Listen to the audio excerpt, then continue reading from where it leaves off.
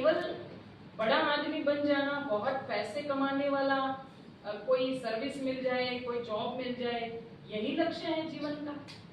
क्या यही उद्देश्य है शिक्षा का?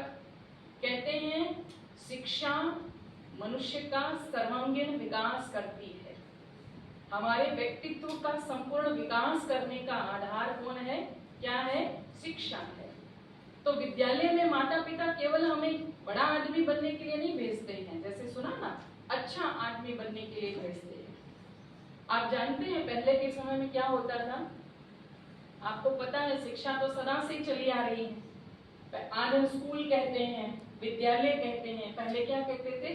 गुरु होते थे, शिक्षक, वो गुरु कहलाते थे।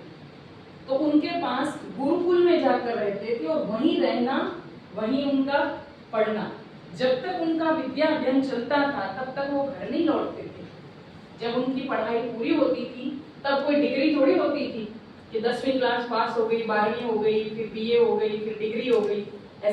बेसिक ज्ञान भी उनको दिया जाता था, दुनिया की बातों का ज्ञान भी दिया जाता था, उनको उनके हिसाब से कमाई धंधे के लिए लायक भी बनाया जाता था।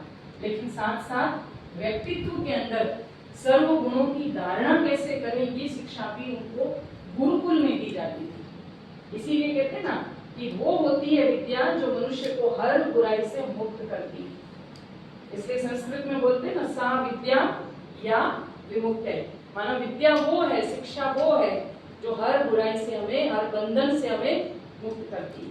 तो उस समय क्या होता था? गुरुकुल में पढ़ते थे तो अपने सारे काम अपने हाथों से करने होते थे। आप सब करते हैं क्या? करते हैं? या ऐसे खाना खा के प्लेट भी वहीं छोड़ देते हैं, मम्मी अपने आप उठाएगी? सही है? मम्मी क्या करेगी? फिर हम प्लेट उठाएंगे तो उसको उठानी चाहिए प्लेट तो हमारी, कि नहीं? ड्रेस ऐसे निकाल के फेंक देंगे, मम्मी अपने आप संभालेगी। सही है ना बात? या हमें करना चाहिए? ये चाहिए, लेकिन करते हैं या नहीं वो तो आप सब जानते हैं।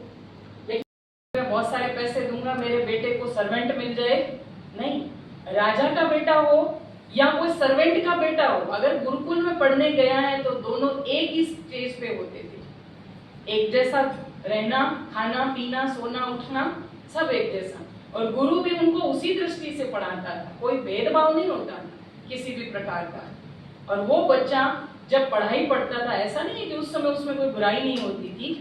कई प्रकार की कमी कमजोरियों को लेकर के हम अब स्कूल में हम आते हैं तो कहते हैं कोरी स्लेट है, साफ स्लेट है। कौन सी स्लेट? ये हमारा जो मन बुद्धि रूपी स्लेट, उसके ऊपर जो हम लिखना चाहें वो लिखा जा सकता है। लेकिन आज तो इस स्लेट पर प्रभाव डालने के लिए बहुत सारी चीजें हैं। हम एक दूसरे को कॉपी करते हैं, इसने कैसा कपड़ा पहना है, ये कैसे बोलता है, ये क्या खाना खाता है, इसके घर में सब कुछ कैसा चलता है, ये कॉपी करते हैं ना। दूसरा, मेरे टीचर्स कैसे हैं, वो कैसे कपड़े पहनते हैं, वो कैसे बोलते हैं, उनका व्यवहार क्या है।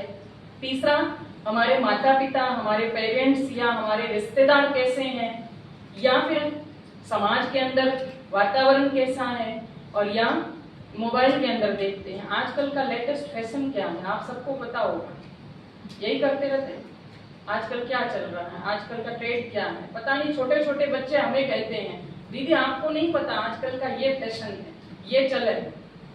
तो हम कई बार कहते हैं आजकल हो या वो जमाना, लेकिन गुण तब भी जीवन में चाहिए थे, अब भी चाहिए, नहीं चाहिए क्या? आजकल आप जिस प्रकार का जीवन जी रहे हो उसके अंदर भी सबकी डिमांड क्या होती है? एक बुरे से बुरा इंसान भी दूसरे से उम्मीद क्या करता है? ये अच्छा हो, ये मेरे साथ अच्छा करे। तो गुरुकुल में जब बच्चे पढ़ते थे ना, पढ़ाई के साथ साथ उनको हर कर्म करना भी सिखाया जाता था और साथ साथ उनको सद्गुणों की शिक्षा दी जाती थी। जैसे जैसे बड़े होते जाते और उनको समाज में, परिवार में अपना पार्ट प्ले करने के लिए जाना होता था ना, और गुरु भी उनकी एक परीक्षा लेते थे अंत में। आप सबके पेपर होते हैं ना, तो अभी तो ऐसे होता है टेस्ट पेपर होते हैं, फिर फाइनल 1 साल का, 2 साल का, उनके बीच बीच में परीक्षा होती थी। लेकिन लास्ट में एक फाइनल परीक्षा गुरु लेते थे कि ये समाज में और परिवार में जाकर रहने योग्य है या नहीं। तो एक बार एक छोटा सा हम आपको उदाहरण बताते हैं। एक बार एक गुरु के विद्यार्थी थे, 5 विद्यार्थी थे जिनकी शिक्षा पूरी हो गई थी गुरु के हिसाब से। भाई अब अब ये समाज में और परिवार में जाके रह सकते हैं। लास्ट फाइनल पेपर उनका होना था। अब उसका कोई थ्योरेटिकल पेपर नहीं, लिखित पेपर नहीं होता था कि आपसे कुछ लिखवा लेंगे और आप लिख दोगे और आप पास हो गए। प्रैक्टिकल पेपर होता था। क्योंकि आज आप देखो बहुत सारे लोग हम देखते हैं ना, बड़ी बड़ी डिग्रियां लेते हैं। आपसे बड़े सीनियर्स जो है आप देखते होंगे कई टॉप क्लास में रहते हैं हमेशा। आजकल तो आप देखते पढ़ते सुनते हैं 90 से ऊपर नंबर लेंगे, कई तो 95 से कम नंबर लेते ही नहीं है बड़ी क्लासेस में। डिग्री भी बहुत ऊंची ऊंची ले लेते हैं, लेकिन उनका व्यवहार कैसा होता है? जैसे आप कहेंगे कैसे पता लगे, जैसे बड़े बड़े ऑफिसर्स होते हैं, डिग्रियां ली होगी तभी तो ऑफिसर्स बने होंगे, लेकिन वो कितना गुस्सा करेंगे, लड़ाई करेंगे, बेईमानी करेंगे। इसका मतलब क्या हुआ? डिग्रियां तो ले ली लेकिन प्रैक्टिकल लाइफ में वो फेल है। घर परिवार में भी वो प्यार से नहीं रहते हैं। इसका मतलब क्या हुआ? आप लोग देखते हैं ना अपने घरों में भी कई बार, और कई बार कई बच्चों को हम कहते सुनते हैं, वो अपने माता पिता को ही कह देते हैं कि आप खुद ही लड़ते रहते हो, हमें क्या सिखाओगे।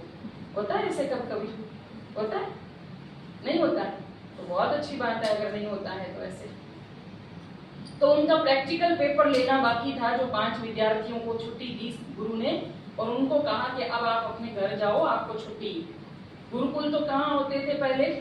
गांव और शहर से दूर दूर जंगलों में ऐसे साधु सन्यासियों की कुटियाएं जैसी बनी होती थी, बड़े बड़े आश्रम बने होते थे, वहां पर गुरुकुल होते थे। तो वो बच्चे पांचों जो थे, युवा थे, वो वहां से निकलकर अपने गांव की तरफ जब जा रहे थे तो रास्ते में क्या देखा? शाम का समय होने को आया। पैदल ही जाना आना होता था, कोई साधन थोड़ी होते थे कि गाड़ी है या कोई और साधन है। तो रास्ते के बीचों बीच बहुत सारे कांटे थे बिखरे हुए। कोई जाए अगर और अंधेरा अगर हो तो वो कांटे ना दिखे तो पैर में लग सकते हैं। तो क्या हुआ कि उनमें से 3 विद्यार्थी ऐसे थे जिनको बहुत समय के बाद घर जाने की छुट्टी मिली थी ना, तो घर जाने की जल्दी थी। उन्होंने क्या किया? दिख रहा था थोड़ा उजाले का समय था, कांटों को जंप किया और फट से आगे भाग गए कि अब हमें गांव में अपने घर में जाना है। और 2 विद्यार्थी जो थे उन्होंने सोचा कि ये कांटे बिखरे पड़े हैं और शाम हो रही है, रात हो जाएगी तो अंधेरे में दिखेगा भी नहीं, कोई और आएगा उसको कांटे लग जाएंगे, तो वो कांटे साफ करने लगे। वहीं पास में झाड़ियों में उनके गुरु जो थे वो छिपे हुए थे, देख रहे थे उनका सीन। उनका प्रैक्टिकल पेपर चल रहा था ना, लेकिन उनको पता नहीं था कि हमारा पेपर हो रहा है। तो गुरु ने जो 2 विद्यार्थी थे उनको तो कहा आपकी विद्या पूरी हो गई, आप अपने घर जा सकते हैं। और जो 3 थे उनको कहा अभी आपकी पढ़ाई अधूरी है, आप वापस गुरुकुल चलो, अभी आपने प्रैक्टिकल पाठ पढ़ा नहीं। लेकिन हमारे तो कोई प्रैक्टिकल पेपर होते ही नहीं। होते हैं? आप कहेंगे होते हैं ना, हमारे साइंस का होता है, कंप्यूटर में होता है, लेकिन लाइफ में भी तो प्रैक्टिकल पेपर होते हैं ना।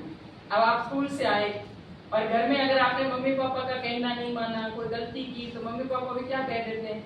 यही सीख के आते हो कि स्कूल में बोलते हैं ना, ऐसे एक दूसरे को भी बोल देते हैं। तो माना शिक्षा केवल हमें थ्योरेटिकल जो बातें हैं वो सिखाने के लिए नहीं होती हैं। शिक्षा हमें एक ऐसा व्यक्ति बनाने के लिए होती है जिसमें हम खुद भी आनंद का अनुभव करें और दूसरे भी हमसे खुशी का अनुभव करें।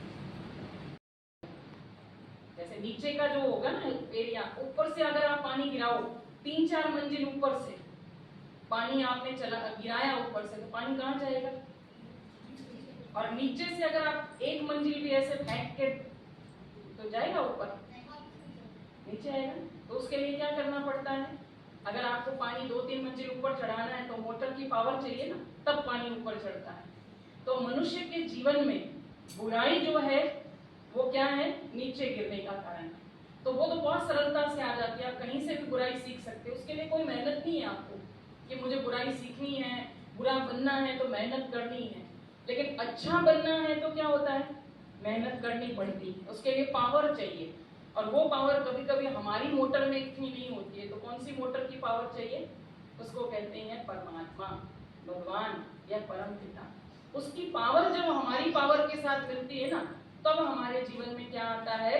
अच्छाइयाँ आती हैं, सद्गुण आते हैं, और जो हमारा अंदर का जो बैटरी है वो फुल चार्ज हो जाती है।